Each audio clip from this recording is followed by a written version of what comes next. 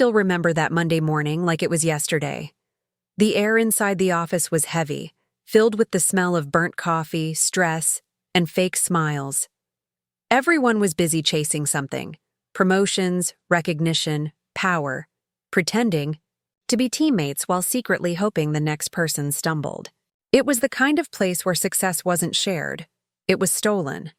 And in the middle of it all stood me, Maya, the quiet one, the one who stayed late when everyone else went home, the one who fixed mistakes no one admitted making, the one who believed that hard work spoke louder than words.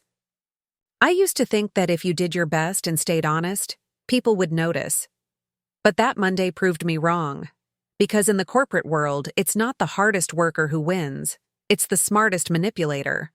The one who smiles in your face while sharpening the knife behind your back. Across the room, I caught a glimpse of my boss, Daniel Carter. He looked every bit the part: clean suit, charming smile, confident posture. Everyone admired him. But I'd learned to see through people like him. That polished charm wasn't confidence. It was camouflage. Beneath that smile hid ambition so ruthless it could crush anyone standing in the way. I didn't know it yet, but he was about to cross a line I'd never forgive. He was about to take something I had poured months of effort, sleepless nights, and every ounce of heart into. My project, my idea, my chance to finally be seen. That day started like any other. Deadlines, emails, meetings. But somewhere between the morning coffee and the afternoon review, everything shifted. My name began to disappear from my own work. My efforts became teamwork. My innovation became his strategy. The project that could have changed my career, the one I believed would finally prove my worth, was slipping away piece by piece under his perfect smile. But I didn't break. I didn't cry. I didn't even argue. I just watched and learned. Because when someone shows you who they really are, you don't fight their lies with noise. You fight with silence, patience, and precision. So while Daniel celebrated his fake victories, I stayed quiet, waiting. Because if he thought I was just another invisible employee he could step on, he had no idea what kind of storm he had just awakened. For months, I poured everything I had into one thing: Project Helix. It wasn't just another office task. To me, it was my dream, my breakthrough, my shot at finally proving that I was more than just the quiet employee who stayed late. Project Helix was designed to fix a major financial leak in our system, a strategy that could save the company millions if executed right. It was bold, it was smart, and it was mine. I remember those endless nights in front of my screen. The blue light burning into my eyes as I refined every line of data, every presentation slide, every financial projection. My apartment became a second office. Papers everywhere, cold coffee on the desk, the clock always past midnight. I didn't mind, because for once, I believed my hard work would finally pay off. Daniel, my boss, was supposed to be my mentor throughout the process. He had the position, the experience, the influence, everything I didn't. But in truth, he barely did anything. He'd stroll into meetings late, check his phone while I explained my progress, then nod like he understood. Sometimes he'd say, "Great job, Maya. I'll present this when it's ready." I thought that meant he trusted me. I thought we were a team. I was so naive. Still, I kept pushing forward. Every time I made progress, he took the files, smiled, and disappeared with them. I assumed he was reviewing them before showing them to upper management. Looking back now, it's so clear. He was preparing his performance, not my recognition. When I finally submitted the finished version of Project Helix, it felt like handing over a piece of my soul. I'd given up weekends, skipped family dinners, sacrificed sleep, all for that one folder. I placed it on his desk and waited for his feedback. He leaned back in his chair, flipped through a few pages, and smiled that same polished smile. "This is incredible," he said. "You've outdone yourself." For a moment, my chest swelled with pride. Hearing that from him felt like validation. I thought finally someone noticed. But what I didn't realize was that when he said you, he didn't mean me. He meant himself. That night I stayed in the office longer than anyone else, perfecting the final slides, rehearsing the pitch in my head, even though he'd be the one presenting it. I didn't care who said the words, as long as my work was recognized. Around midnight, Daniel stopped by my desk on his way out. His tone was unusually warm. "Get some rest," he said. "Tomorrow's going to be big." I smiled, tired but hopeful. "Yeah," I said softly. "It will be." But as his footsteps faded down the hallway, something inside me felt uneasy.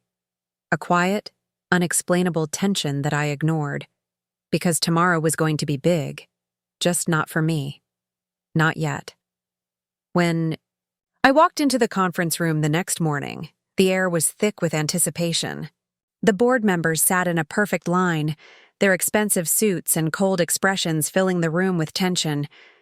The hum of whispered conversations, the soft clinking of coffee cups. It all felt unreal, like the calm before a storm I didn't yet know was mine.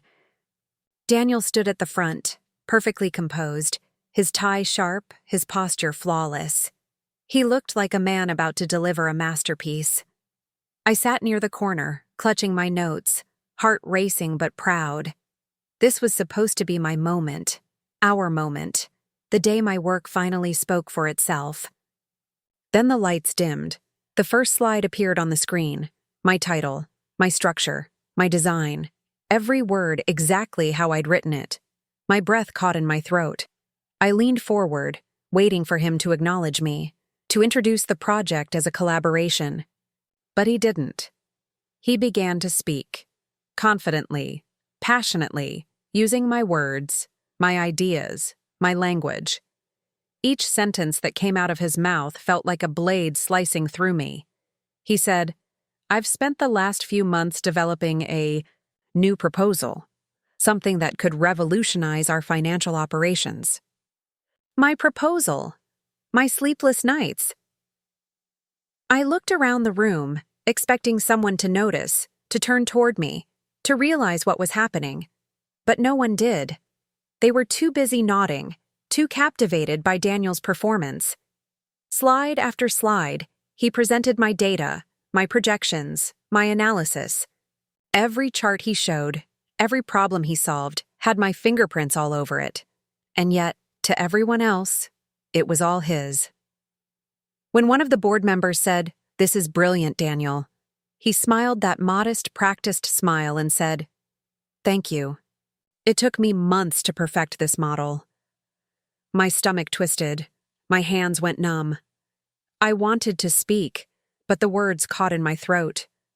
My body froze, paralyzed between rage and disbelief. The worst part wasn't just that he stole my work. It was how easily everyone believed it. How quickly the truth disappeared behind his charm. I watched him bask in praise, my name erased from everything I had built. Then came the moment that shattered me. The CEO stood up, clapping. "Daniel, this is revolutionary. You're the future of this company." The room erupted in applause, loud, thunderous, blinding. I sat there, surrounded by cheers that should have been mine, and for the first time in my life, I felt invisible, completely erased. Daniel turned, met my eyes, and with that same smug grin whispered just loud enough for me to hear, "Teamwork pays off, doesn't it?" Something inside me snapped. My throat burned, my vision blurred. I wanted to scream, to expose him right then and there, but I didn't. I forced a smile and whispered back, "Yes, it does." He turned away, proud and victorious, thinking he had won. But in that moment, something inside me shifted, something deep, cold, and deliberate. The part of me that once believed in fairness died quietly that day, and in its place, something new was born. Patient, calculating, and ready to make him regret ever underestimating me. The weeks after the presentation felt like watching a play where I'd been left out of the cast. Daniel walked a little taller, laughed a little louder, and wore that new badge of approval like armor. People who barely said hello before now patted his back in the hallway and congratulated him with wide smiles. I heard whispers, promoted, future leader, really stepped up. And when they stopped at my desk to say something, it was always the same line, said with that forgiving, almost pitying tone. Great job supporting him. Maya, team player. They didn't know what supporting meant to me. They didn't see the nights I spent rewriting proposals or the weekends I missed with my family. They saw a smiling woman who kept the engine running and moved on. That was their choice. Daniel began to act like everything belonged to him. He delegated more work to me, the tasks he didn't want to dirty his hands with, and then recycled my ideas into shiny new initiatives he'd present in meetings. He took credit for the small wins and hid behind the big ones. When someone praised an initiative he'd launched, he'd give the same rehearsed answer. It was a team effort. And everyone nodded, as if that settled it. At first I thought about confronting him. I imagined storming into his office, slamming my evidence on his desk, and watching him stammer. But confrontation is loud and messy, and it can be cleaned up if the other person is clever enough. Daniel was clever. He was practiced. He could spin a story, rewrite an email, charm a witness. Rushing would only let him rewrite history. Revenge, I realized, isn't an emotion. It's a strategy. And strategies need patience. They need details. They need proof that doesn't depend on memory or mood. So I stopped trying to win arguments and started building a case. I became invisible in a different way. I kept doing my job. But behind the scenes, I collected everything I'd ever created for Project Helix. I saved drafts with original file names, kept the time-stamped spreadsheets, and archived every iteration of my slide deck. I copied original emails where I'd sent research to Daniel and the team. I kept chat logs, file properties, and even the backup versions on my personal drive, the ones that showed edits and comments only I had made. I learned to be methodical. I learned to think like an investigator instead of an injured employee. I didn't rely on emotion. I documented facts. When Daniel took credit in a meeting, I couldn't undo the applause, but I could record who said what and when. When he reused a diagram of mine, I could point to the file history showing my authorship. I made screenshots, printed PDFs, and saved raw data files. Every piece of proof was another brick in the case I was building. At the same time, I started watching his weaknesses. Daniel loved attention. He wanted the spotlight more than he wanted work done right. He rushed when praise was within reach. He used public presentations to hide his lack of technical depth. That made him sloppy, and sloppiness leaves traces. I learned his patterns. When he'd skip a final test, which slides he'd rehearse, how he handled interruptions. I mapped those patterns against my evidence. I didn't just want to expose him. Exposing felt too small. I wanted it to be undeniable. I wanted the board to look at the records and have no choice but to accept the truth. I wanted his lies to be so thoroughly documented that people would stop defending him out of habit. I wanted him finished, not in some petty, vengeful way, but in the way the truth finishes a lie, cleanly, conclusively, and without theatrics. So I waited. I kept my head down and collected every scrap of proof, piece by piece. While Daniel celebrated with champagne and backslaps, I refined the evidence until it was undeniable. I planned not to humiliate him with noise, but to dismantle his empire with facts. And while he enjoyed his new title, he never imagined that the real work, the quiet, patient work, was already underway. I knew Daniel loved recognition more than money. It wasn't a secret. It was his heartbeat. He drank compliments like they were oxygen and built his confidence on applause. So I decided to give him the stage, one last time. If he wanted light, I'd let him walk into it. If he wanted to perform, I'd hand him the script that would expose him as nothing more than an actor. When the company announced the Global Partnership Conference, it felt like the perfect trap. Daniel was picked to represent our branch, to demonstrate the new methodology that had impressed the board. He would travel, he would speak, he would glitter in front of people who mattered, and he would be entirely dependent on the presentation and systems I'd built. I smiled because the setup was perfect. I spent weeks preparing, not by sabotaging with crude malice, but by engineering a situation where truth would reveal itself elegantly, without loud accusations. I made sure the public-facing version of Project Helix looked flawless at first glance. Polished slides, glossy charts, and a tidy demo that ran in controlled conditions. It was the bait, beautiful and believable. But underneath that surface, I had carefully arranged a subtle difference. I created an updated, fully functioning version of the system that only I could access, and I left the version Daniel would be handed with a quiet, non-specific flaw that would only show under real-time stress. Not a destructive error, nothing that would harm anyone, just a fail that would force questions and point to authorship. I avoided anything that would be technical instructions or techniques. This was about timing, psychology, and evidence. The point was not to ruin the technology, but to reveal the truth about who had built it. Daniel's weakness was predictable. He loved to present without testing beyond surface rehearsals. He preferred applause to accountability. I built a scenario that rewarded him for his arrogance and punished him with exposure when he skipped the work that made the show real. While the rest of the office was busy with logistics, I quietly archived every draft, every email, every change note related to Project Helix. I organized proofs in a way that would be impossible to dismiss: original timestamps, annotated drafts, emails where I had suggested the key ideas, and comments only I had made. I made copies stored safely in places he would never look, places only I knew and controlled. Those files were my insurance. They weren't flashy, but they were final. At the same time, I rehearsed nothing for him and everything for myself. I reviewed the presentation from the audience's perspective, predicting where he might falter, which slides he'd skip, and how the panelists would react. I imagined their questions and the exact phrasing that would expose the disconnect between the polished words and the missing technical backbone. I traced Daniel's pattern of shortcuts and arrogance and mapped it onto the stage he loved. The trap was less about sabotage and more about alignment. Put a man who craves praise on a stage that requires truth, and watch the curtain fall. There was one small, intimate moment the night before his flight when he stopped by my desk. He smiled, relaxed and confident, not knowing how well I could read him. "Hey, Maya," he said casual. "Just make sure everything's ready for tomorrow. Don't mess up the demo, okay?" His tone suggested it was a favor I should be grateful for.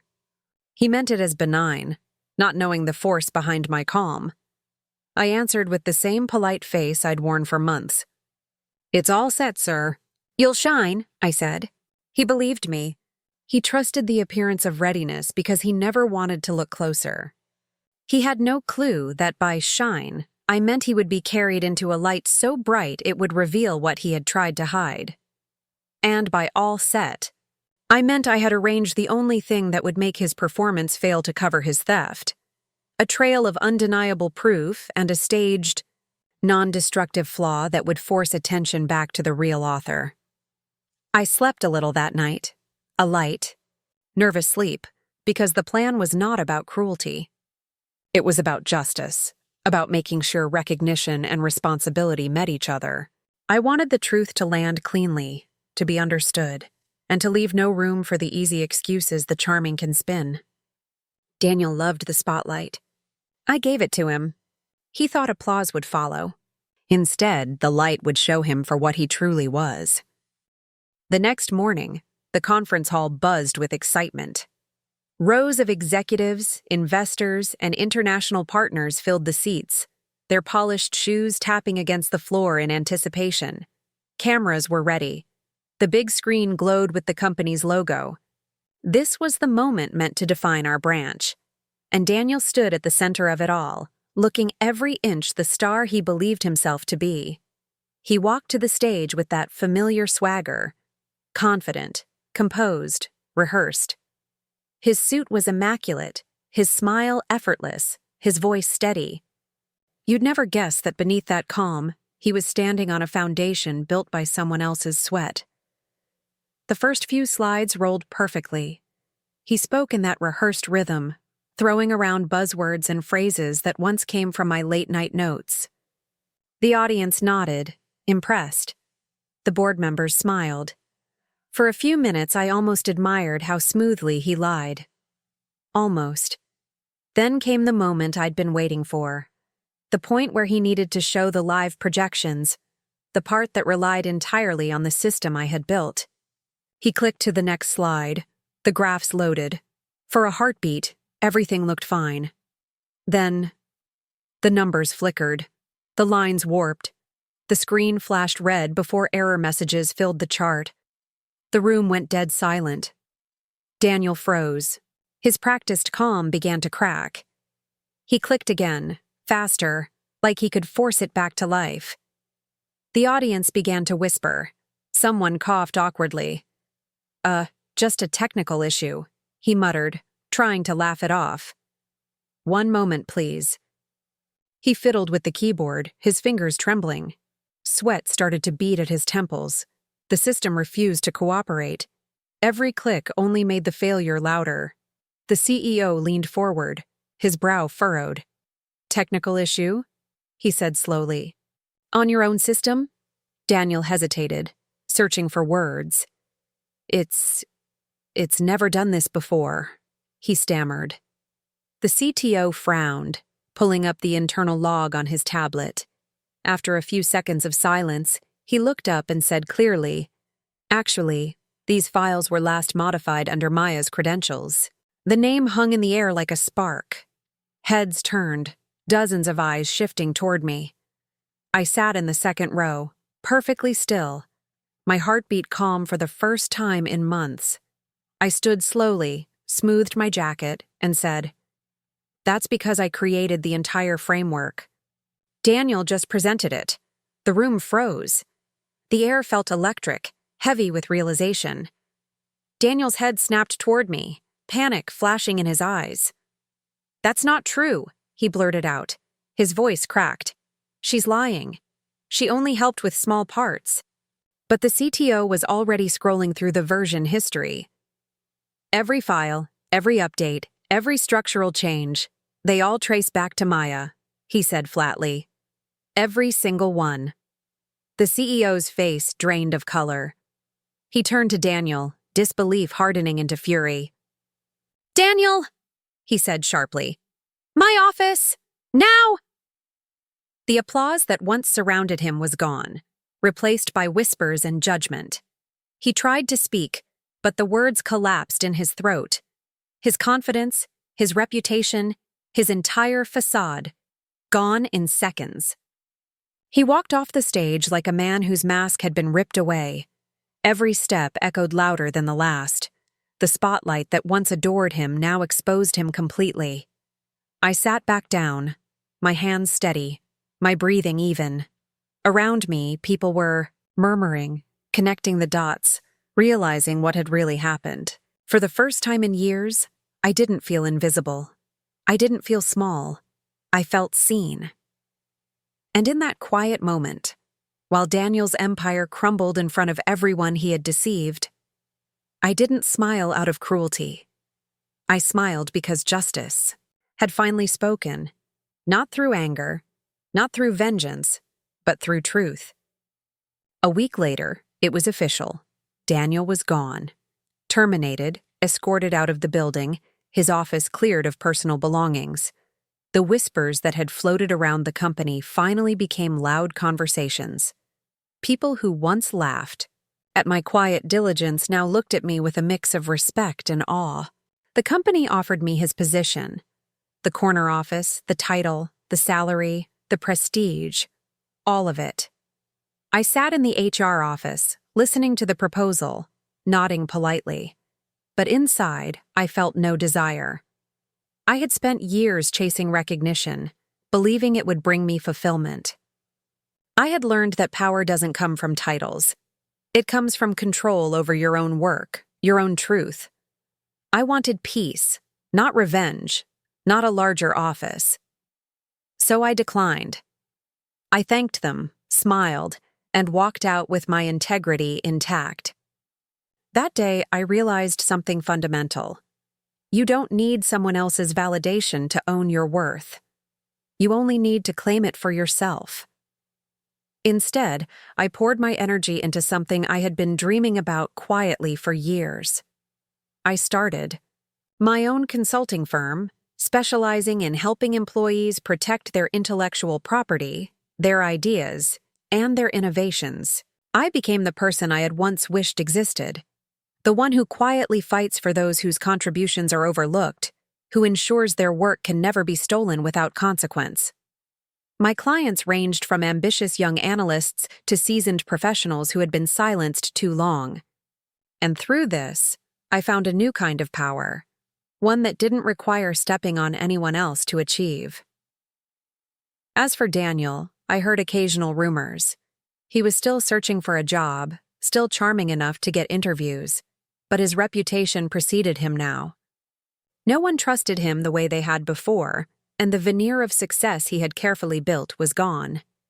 He had learned, too late, that shortcuts and stolen credit rarely lead anywhere but isolation. Funny how life has a way of balancing things.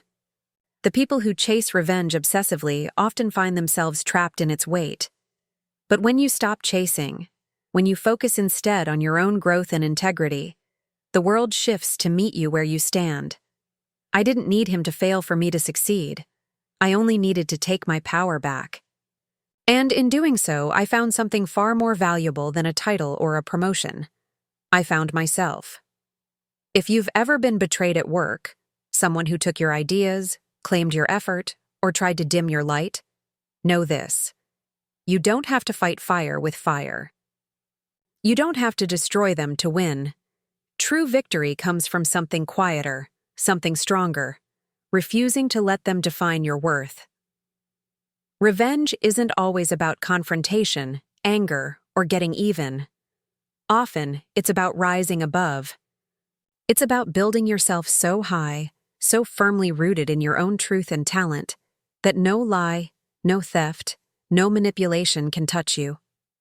While they chase applause, you prepare quietly, steadily, deliberately, and when the moment comes, the truth speaks louder than any outburst. Because here's the lesson I learned. Lies can look powerful, but they are fragile. They can survive a smile, a nod, even a standing ovation, but they crumble under patience, evidence, and persistence. When the truth finally arrives, it does the work that anger never could. It exposes, it corrects, it restores balance, and it does it cleanly, without the mess of desperation. So, if you've been wronged, don't waste your energy hating. Build, protect your work, protect your value. Rise quietly, strategically, with patience as your ally. And one day, you'll find that the people who tried to steal from you are the ones left powerless, while you stand taller than you ever imagined.